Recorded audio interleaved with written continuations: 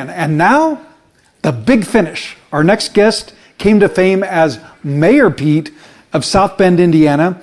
He was a Naval Reserve officer deployed to Afghanistan, Harvard, Oxford. Now the 19th Secretary of Transportation, Secretary Pete, Secretary Buttigieg. Welcome to Axios. What's next?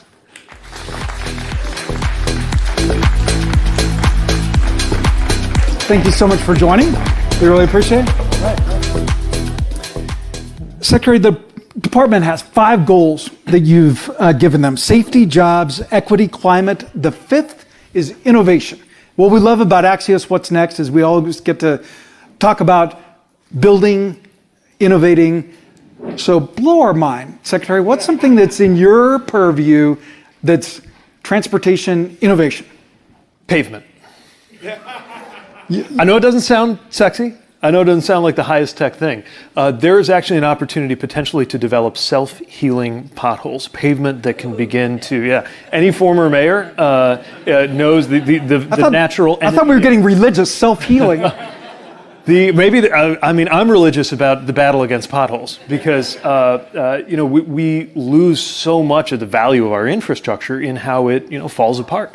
I spent this morning on the Washington Bridge in Rhode Island. It's a huge pain point right now because part of it is out of service. And it was built in the 60s. They're now working on a project to completely reconstruct it. They have to, which they're hoping they can replace it with a bridge that'll last 100 years. But there are some who believe we can construct bridges that'll last 500 years. If we can just extend the life of our infrastructure with better materials, and we're working on that right now. We fund research at a level that I think people don't maybe naturally associate with the U.S. Department of Transportation on everything from pavement durability to AI applications in the design of complete streets. We're really excited about what that could mean for this next generation of infrastructure. We're still living with the decisions that were made in the Eisenhower era, good and bad, about how to build highways, roads, bridges. Let's make sure in the Biden era that we're building this generational infrastructure right and preparing for the next generation to be more durable, more green, more smart, more equitable, more safe than we ever could have imagined. Now, Mr. Secretary, while we have people on the edge of their seat about pavement, cars that charge themselves as they drive. Yeah, that's right. I mean, you can already do this with your iPhone, right? You can pop it on a charger. So it is not out of the question that an electric vehicle can charge by induction. More than not out of the question. They're prototyping this now. And if you can do it while it's sitting still, you can conceivably do it while it's moving. They're testing this in Detroit. Not quite ready for prime time, but very much in the works. And another example of what a truly smart roadway would look like. I think we've gotten used to thinking of most of the intelligence, so to speak, living in the vehicle, right? The cars are getting smarter, the planes are getting smarter. But some of the intelligence, so to speak, can live in the infrastructure. That's why you're hearing a lot about vehicle to everything communication. It's called V2X in the battle for spectrum, which is becoming a real challenge, but also a real opportunity. Part of what's at stake is making sure there is enough bandwidth for vehicles to actually communicate with the infrastructure. So not only is there a traffic light communicating with the driver that it's your turn to stop or go, but conceivably there could be beacons communicating with the car, advising it, warning it, updating it in ways that the driver doesn't even have to worry about. Boeing has been on your desk a lot lately. How much of the coverage that we're seeing reflects authentic systemic issues, and how much of it is, as Bloomberg's Joe Wiesenthal asked, like when the media goes through a phase where it starts reporting on every shark attack? I think there's a little bit of both going on. Look, we think there are some real concerns. We know there are some real concerns with quality control at Boeing. It's why the FAA administrator has put them on notice, gave them 90 days to present a comprehensive plan on how they're addressing those issues, and in an unprecedented step said that we're not going to allow them to increase their production until they can demonstrate that they can do it safely.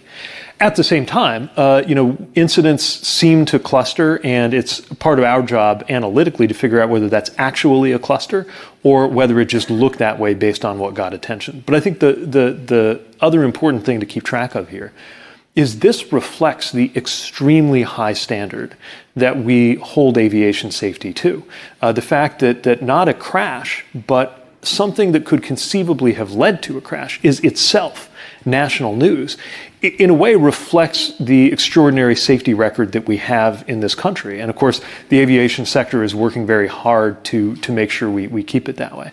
Just to illustrate this, I was thinking about this today on the plane coming over, just to give you a sense of just how detail-oriented and careful we are on aviation safety. You may have noticed, you may not have noticed, when you're on many newer airplanes, that there's a little hook. It's about thumb size and shape on the front or on the back of the seat in front of you, and in economy anyway. And you can use it to hang your jacket on that little hook. It's a clever little thing. What you may not have noticed, I noticed recently, is if you're in an exit row, it will happen to be the case that little piece of plastic is not there on the seat in front of you. Because it is theoretically possible that during an evacuation, having a coat hanging there could slow you down a little bit. That's the level of detail that goes into the regulation and practice of aviation safety. What we need to do, in addition to sustaining that, is start applying that level of rigor to auto safety, where a number of people equivalent to a fully loaded 737 died today and will again tomorrow and will again the next day, and it won't get any coverage at all. 40,000 people die in this country every year in roadway crashes. And part of our goal is to get this country to become a place where that seems as quaint and as antiquated as losing your life to dysentery on the Oregon Trail. And I think we can get there. I really do. Technology is part of the story of how we get there. So is regulation. Last one on this mode of transportation. We're going to move around a little bit. Mr. Secretary, when you and I did an interview earlier, I asked you, window or aisle? And you told me you go for the window seat because you're a napper. So would you sit against a window seat in a Boeing plane? I just did the other day. I think I did yesterday. Look, every time I get on a plane, I know that I'm participating in the safest mode of transportation in America. And I know the people who work very hard to keep it that way. And that's part of why we're pressing Boeing so hard right now. Going to the president's favorite mode of transportation, the rails, my colleague Hans Nichols says, we all think of taking the train from D.C. to New York. What's a route that will be as common at the end of President Biden's second term? Well, one effort that we're funding is called Bright Line West. This is a public-private partnership. If they meet their aggressive, but this is in Florida. Well, they currently have a railroad in Florida. Yeah. The same firm is now launching a project going from Nevada to Southern California. Right. If they hit all of their marks, then their goal is to be in revenue service by the time of the Olympics, which means during the last year of President Biden's second term, there would be revenue service, high speed, like true high speed rail, most of it running right down the median of I-15, which is how they got the right of way so quickly. That would take you from on a stretch of road that is just described as a parking lot on weekends, right? Incredibly congested, incredibly overworked. And that could be one of the first places that Americans really experience actual high-speed rail. And once we do, I think there's no going back. But that's not in a Biden second term. What's the horizon? No, it is. Yeah, this could happen in 2028. So the last year of President Biden's second term. And it goes from LA to...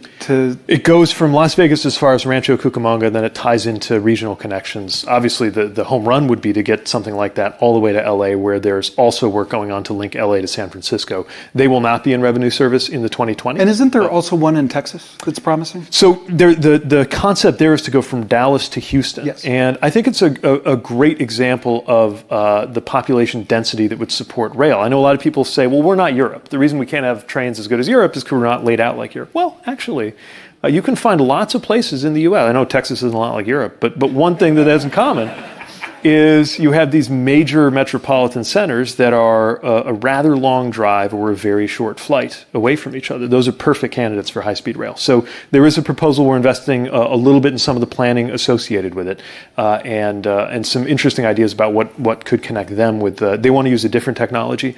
There are a lot of different ideas, and many of them have a significant private role. You have AVs and EVs in your purviews. You have a little bit of an unusual take on driverless cars. You see them as a piece of that safety puzzle you were talking about. Yeah, I mentioned earlier this crisis of roadway deaths, which weirdly does not get the attention it deserves. To put it another way, it's on par with gun violence in terms of how many lives are lost. So imagine if we were paying as much attention and working on it and even fighting over it as much as we do the fight against gun violence.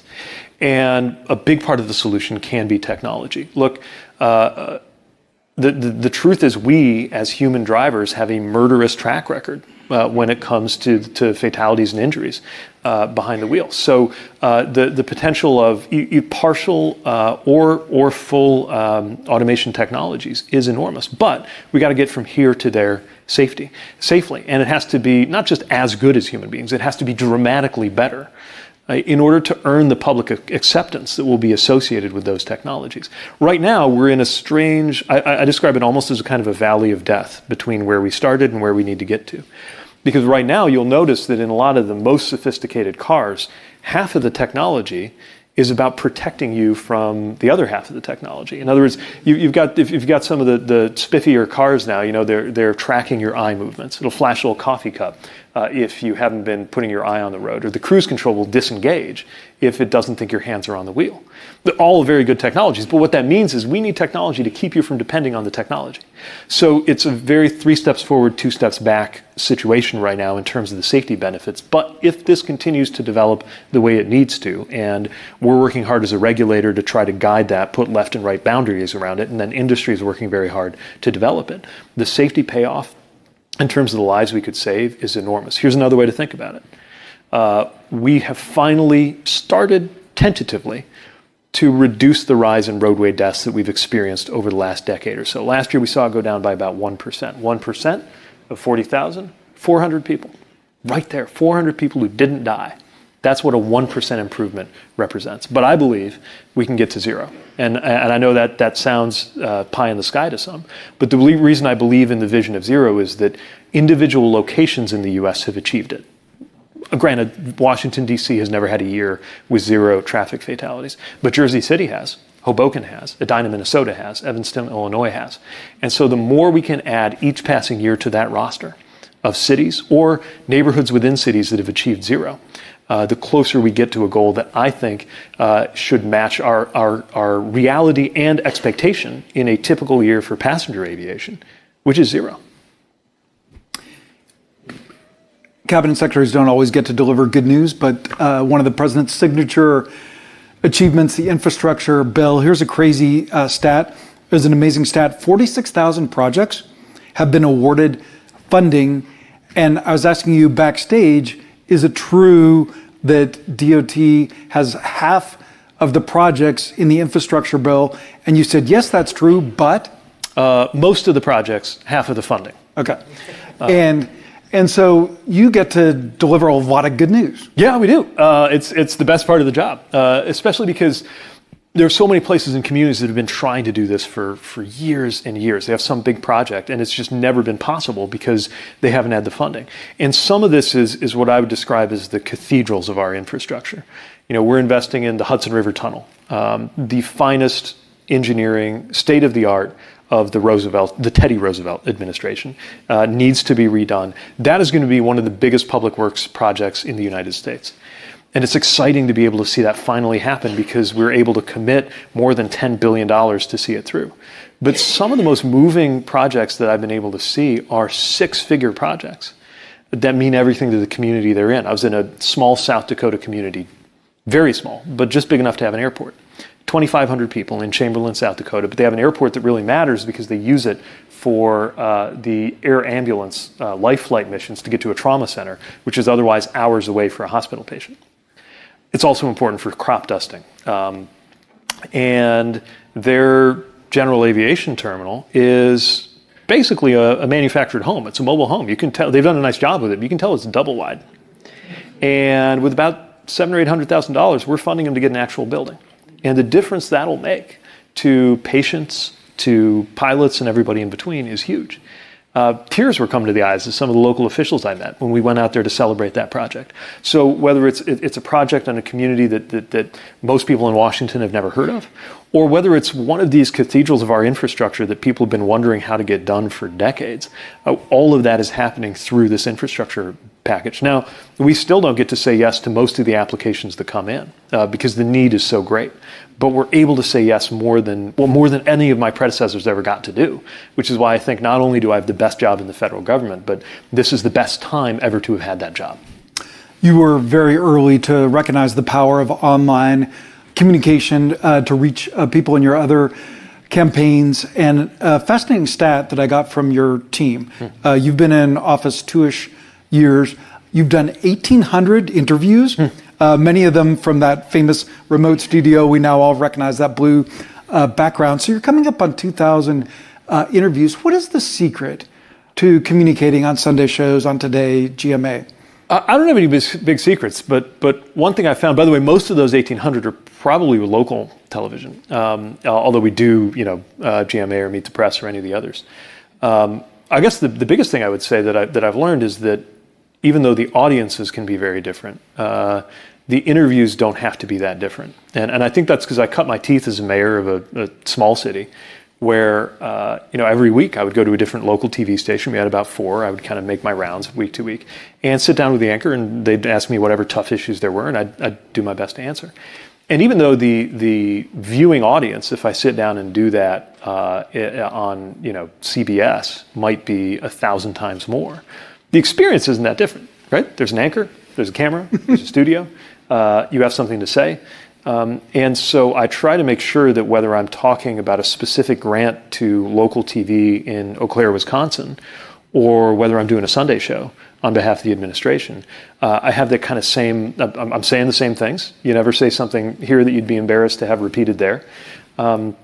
And I'm speaking to the same issues, which are mostly not about the Washington drama of the bills that got passed or didn't and who gets credit for them, but just about what's actually getting done and how it's making everyday life better. That's the only reason any of our work matters in government, is that somebody's everyday life gets better or gets worse. And whether we're talking about cosmic issues around democracy, whether we're talking about things like the right to choose or marriage equality, or whether we're talking about fixing an airport in South Dakota, all of it matters because somebody's life gets better if we get it right. Something the Axios White House team has picked up is that President Biden likes to see you on TV. He definitely teases me about how much I'm on TV. Look, I love getting out there talking about the good news. And look, we deal with bad news too, right? I mean, anytime something bad happens in our transportation system. Last Christmas? We're talking about it, yeah. Although we followed that bad news with some, I think, good news for passenger rights, which was within a year, we hit Southwest with the toughest enforcement action in DOT history. And with it, are engaging them and requiring them as part of the settlement to issue the most generous reimbursements going forward if you ever get stuck on Southwest and they're responsible. In addition to the baseline rights that we protect, you get a $75 voucher as well, which I'm hoping that other airlines will seek to emulate and that it could actually move the market. So anyway, our job is to try to respond to bad news and have that develop into good news and to tell the story about the good news. Here's the problem. When something is uncontroversially and unambiguously good, it doesn't get that much attention. Right? Good news is no news, is how one of my colleagues puts it. So that means we just have to work that much harder to get on TV, to get on the ground, take about a trip a week, to make sure people can't miss the good things that this administration is doing to make their lives better, whether it's the stuff I get to work on in transportation or the rest of the infrastructure package, school buses, broadband, clean water, energy grid improvements, or any of the other things that are going on across this country. Lisa's about to give me the hook, so a penultimate question. All politics is personal. You're now officially a Michigan resident. My colleague Nathan Bomey, who is a Michigander, says, all my Michigan friends want to know, since he moved to Michigan, is Secretary Buttigieg planning to run for governor when Gretchen Whitmer's term ends at the end of 26? When she's term limited, it will be an open seat. You going to go for it? We moved to Michigan because it was the right thing to do for our family. Anybody who's ever had toddlers knows how important it is to, or how helpful it can be to have toddlers next to grandparents if that's an option. And that's what we've achieved by moving to Michigan. So I don't mean to dodge, it's just that this job takes about 110% of my intellect and attention. And I don't know if I'll run for office again or not, but I do really care about the future of the state that I've married into and adopted, and I think Governor Whitmer's doing a fantastic job. And as we say goodbye, we always finish with one fun thing. In addition to everything I mentioned at the top, you are now a triathlete. Yeah, I mean, if I did one triathlon. I don't know if that makes you a triathlete. Sure does. All right, then I'll take it. Yeah. Have you got another one on the books? No, it was really hard. Not that I didn't love it, but I had to really lean on my husband to agree to watch the kids while I went out on these 4-hour bike rides. By the way, not just Michigan, but Washington are a fantastic place to run or take long bike rides. So it was great training. I definitely enjoyed it, but until I have a less demanding job, I don't think I can train for something like that Ironman again. And as we say goodbye, I know a secret about you. Uh-oh. You have 2.5-year-old twins. Yeah. And therefore, your personal vehicle is a Pacifica plug-in minivan. Never thought I'd be a van person. But nobody thinks they're going to be a van person until they're a van person. It is life-changing. Very grateful to Planet Word for hosting us today. Thank all of you for coming. We appreciate our sponsors for making this possible. And we're very grateful to the incredible Axios events team. They pull off miracle after miracle. This has been such a great couple days. We'd love to see you upstairs. We have goodies, and we'd love for this crowd to continue to connect. So I hope you'll join me upstairs. And Secretary Buttigieg, thank you for a fantastic conversation. Thank you. Thank you so much. Okay. Appreciate it. See you upstairs and on Axios.com.